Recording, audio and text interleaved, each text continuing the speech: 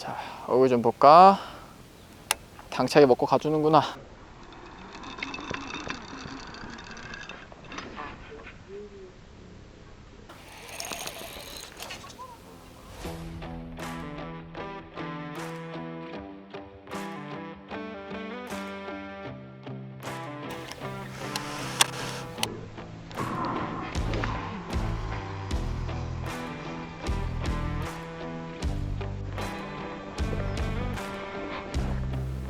왔다.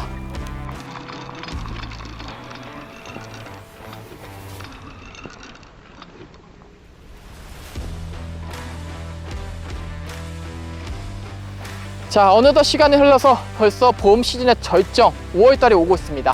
아무래도 이런 시즌이라고 한다면 대표적인 특징이 한 가지가 있죠. 그것은 바로 농번기가 시작된다는 점.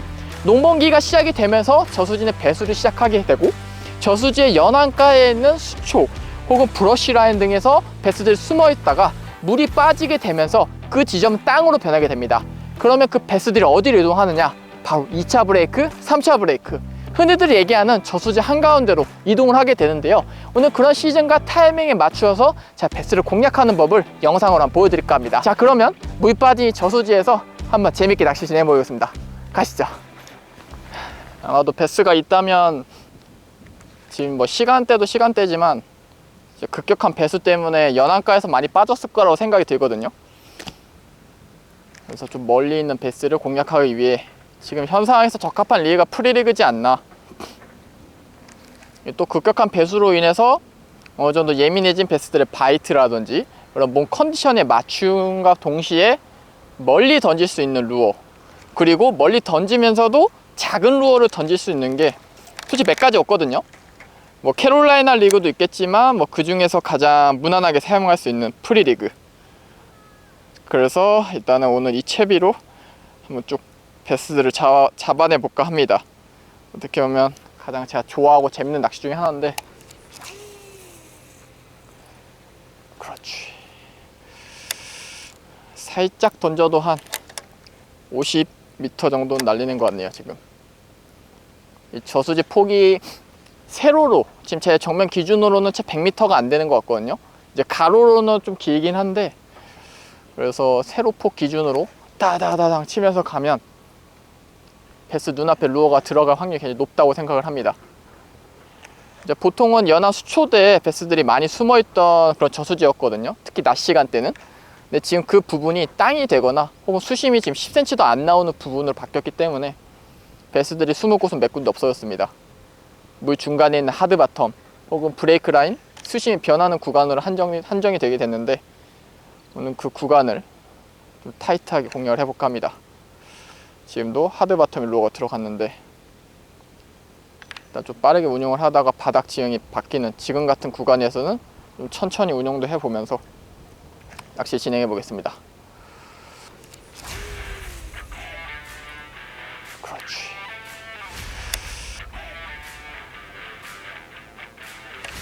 반응이 없다면 이 저수지를 왔다.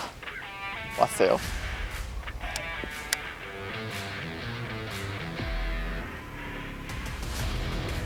굉장히 세게 쳐줬는데.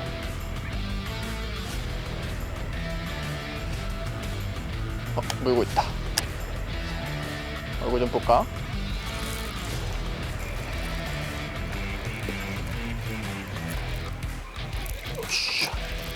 으쌰. 나쁘지 않구나.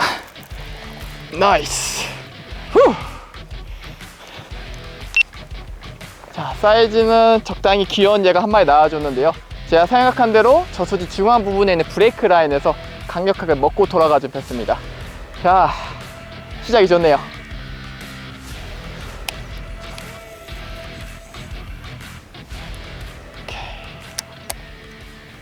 뭐랄까, 이 저수지가 일반적인 평지형 저수지기도 하지만 일단 그 전에 자, 이 저수지에 대해 좀 데이터 같은 거 좀 많이 찾아봤거든요. 일단은 바닷가 근처였고 그 바다였던 땅을 메꾸면서 생긴 평정 저수지입니다. 플러스 그런 저수지가 생겼었지만 거기다 또 증축 공사까지 한, 그러니까 원래는 이 저수지를 한 절반 정도 크기밖에 없었는데 이걸 한 2배 정도 늘리기 위해서 또 공사를 했다고 합니다.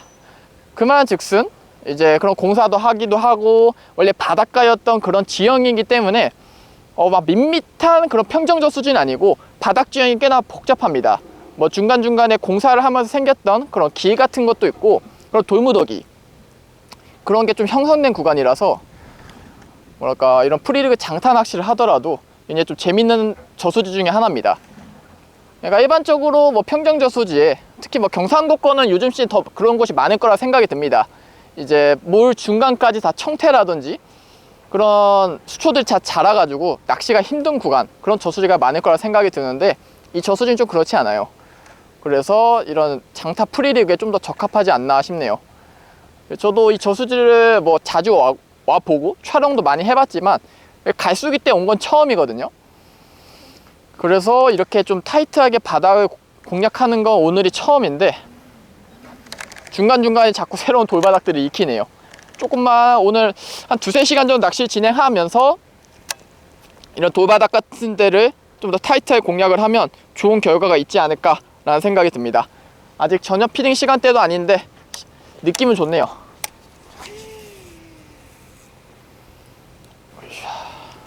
돌바닥에 느껴지기 전까지는 좀 빠르게 드래깅을 하다가 이렇게 지금 또 하드 바텀에 루어가 들어왔거든요. 이런 데서 살짝 타이트하게 보통 일반적으로 뭐 빠르게 돌자리를 찾을 때는 제 배꼽 기준으로 12시라고 친다면 12시에서 3시 정도로 좀 빠르게 이렇게 드래깅을 하다가 돌바닥이 느껴진다 그러면 12시에서 대략 12시 반에서 1시 정도 사이로 이렇게 천천히 생각보다 낚싯줄이 길게 쳐져 있고 또 이렇게 바람이 부는 날에는 자기가 드래깅을 30cm를 했다 하더라도 루어는 실질적으로 많이 움직입니다. 움직임이 크기 때문에 자기가 생각하는 50% 정도의 더 천천히 해야 루어가 진짜로 타이트하게 바닥에서 움직입니다. 그렇기 때문에 왔어요. 이렇게 타이트하게 운용을 하자. 배스가 바로바로 나와줍니다. 와, 사이즈 나쁘지 않다. 으쌰, 얼굴 좀 볼까? 으쌰, 이야, 힘을 알차게 써주는구만. 나이스. 후! 자, 이번에도 장타 프리리그에 나와준 멋있는 배스입니다. 멀리서 잡히니까 손맛도 2배, 재미도 2배입니다. 오케이, 저쪽 돌바닥이 좀 많이 붙어있는 것 같은데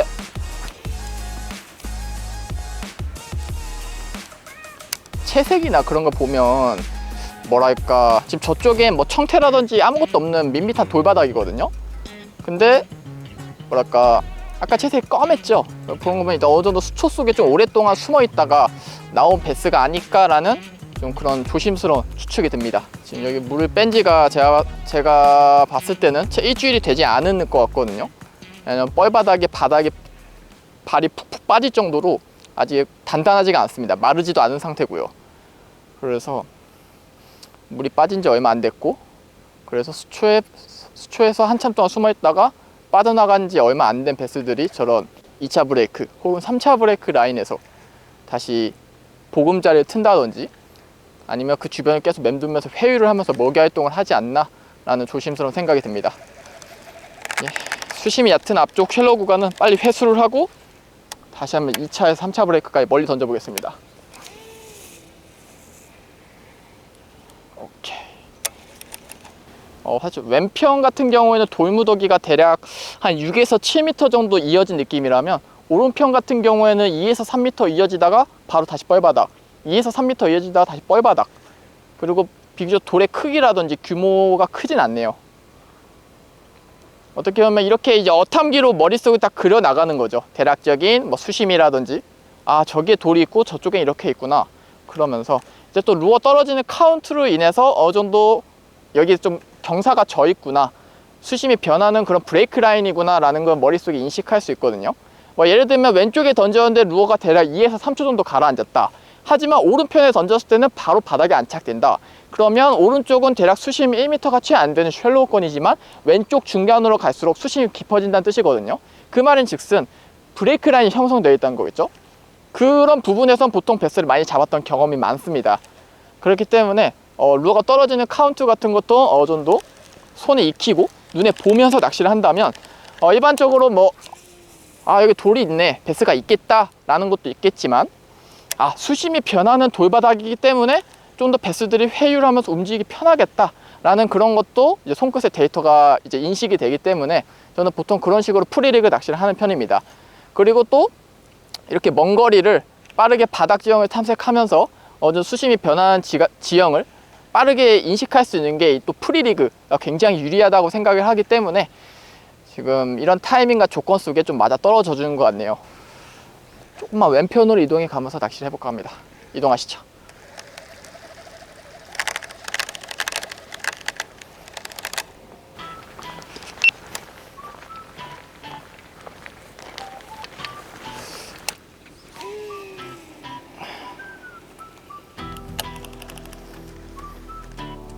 뭔가 바로 돌바닥이 느껴지는데 베스 들어가 있을 만한 바닥인데요. 여기도 손끝에 걸리는 그 돌의 크기라든지 저항감을 본다면 맞어요. 돌 크기도 좀 크다고 느꼈는데 바로 입질을 해주네요. 자, 이거 좀 굉장히 멀리서 들어왔기 때문에 좀 제대로 아니구나, 먹고 있었구나. 사이즈는 잡는 것 같은데 먹고 제 쪽으로 와서 으쌰, 수상스키 좀 태울까? 으쌰, 으쌰, 후. 자, 앙증맞고 귀엽지만 채색 하나는 남자다운 뱃사만이 나왔습니다. 자, 라인 데미지 있나 없나 확인해 보고 일단 없네요. 다시 한번. 자, 또 돌바닥을 찾았기 때문에 저기 어떤 베스 식구들이 있는지 한번 확인해 보겠습니다. 자, 오케이. 왔다. 재밌게 막아주네. 그렇지. 아이고, 형 구하러 와줬구나가 아니라 형 나도 잡혀왔어. 아까 그 동생이 나와주네요. 형이 나와주네요. 자, 동생이구나. 작지만 멀리서 나와주니까 재미는 뺍니다. 자, 항상 저런 데는 애기들 몇 마리 잡으면 엄마 아빠도 두세 마리 나올 것 같은데, 어떻게 보면 저게 일반적으로 굉장히 던지기 까다로운 곳이긴 하거든요. 일단 뭐 다른 트래블 훅이 달린 루어로 캐스팅도 불가능할 곳이 뿐더러 또 저 정도 대략 한 50m 정도 떨어진 구간의 돌 구간입니다.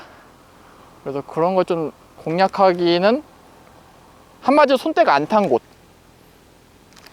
그런 곳이기 때문에 굉장히 베스들의 반응이 빠르네요. 제가 또 이쪽 구간을 좀 더 타이트하게 공략하고 싶은 이유 중 하나가 보신 바와 같이 저쪽 뒤에 산 덕분에 그늘이 형성되어 있거든요. 즉 그늘 플러스 하드바텀, 다른 곳은 햇빛이 정면으로 쬐고 있기 때문에 뭐랄까, 저런 곳에 있는 베스들이 또 햇빛을 피해서 그늘에 있는, 또 숨을 곳이 그늘에 있는 곳 중에 지금 저쪽에 하드바텀 밖에 없기 때문에 더 몰려있지 않을까라는 그런 생각이 들기도 하고요. 일단 분위기 굉장히 좋습니다. 여기서 큰 베스 한번 얼굴 보고 싶긴 한데 과연 이곳 저수지 용환님께서는 저한테 허락을 해 주실지.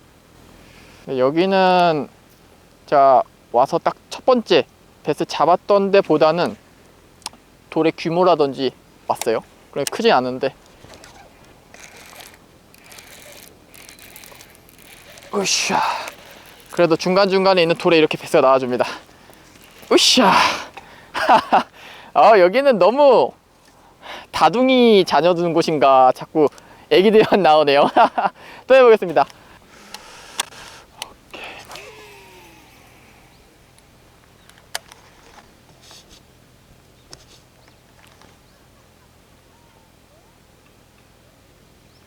여기도 돌바닥 굉장히 좋은데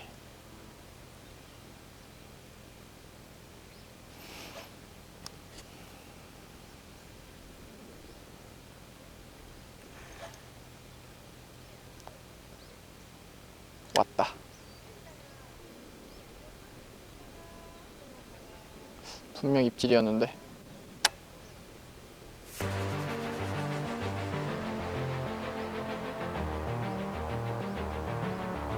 먹고 있구나. 자, 얼굴 좀 볼까? 당차게 먹고 가주는구나. 크다. 우와, 베스 맞아? 우와, 잠깐만. 오짜다.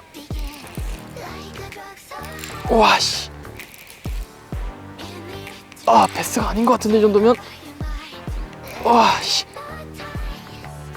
아닌가? 진짜? 아, 수초로 잔뜩 감은 건가? 아, 약간 베스가 아닌 것 같다. 수초랑 같이 섞여 나온 것 같기도 하고. 우와, 베스다! 우와, 잠깐만, 진짜 베스였어. 우와, 잠깐만. 우와, 씨. 우와. 아, 잠깐만. 우와.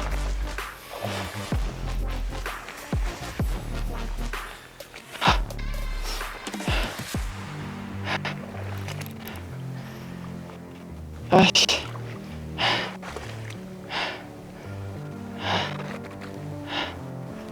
우와, 씨. 아씨. 우와.